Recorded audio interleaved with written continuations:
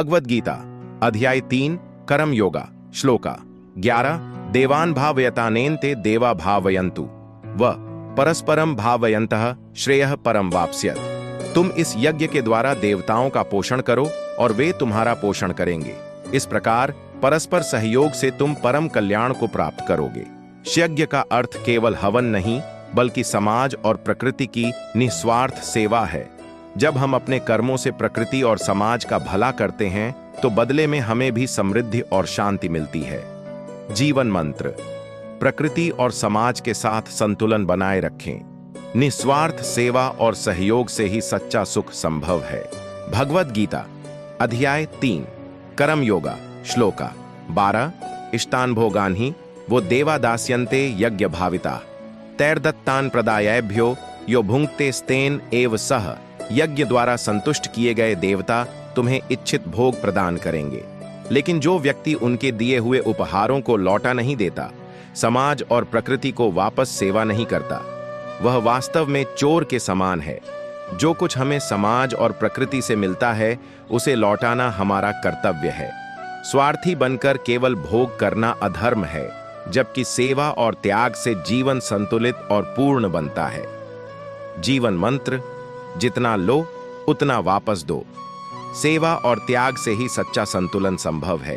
भगवद गीता अध्याय 3 कर्म योगा श्लोका 13 यज्ञ शिष्टाशिना संतो मुच्यन्ते सर्व किल्बिषै भुंजते ते त्वघम पापा ये पचन्त्यात्म कारणात्।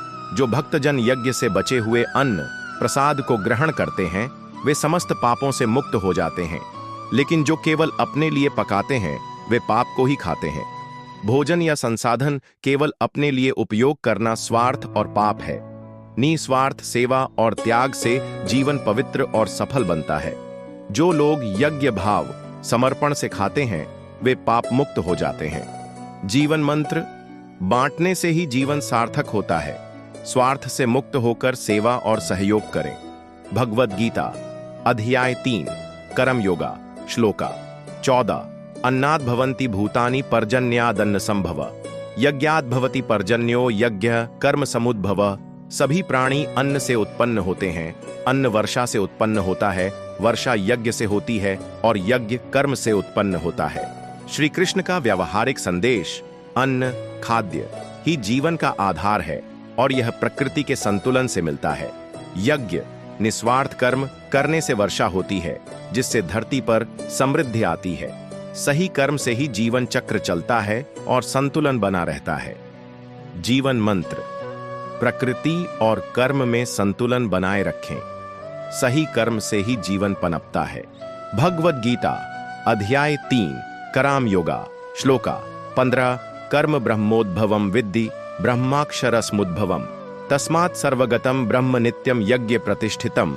कर्म ब्रह्म सृष्टि के आधार से उत्पन्न होता है और ब्रह्म परम अक्षर सनातन सत्य से उत्पन्न हुआ है, इसलिए सर्वव्यापी ब्रह्म यज्ञ में ही प्रतिष्ठित है।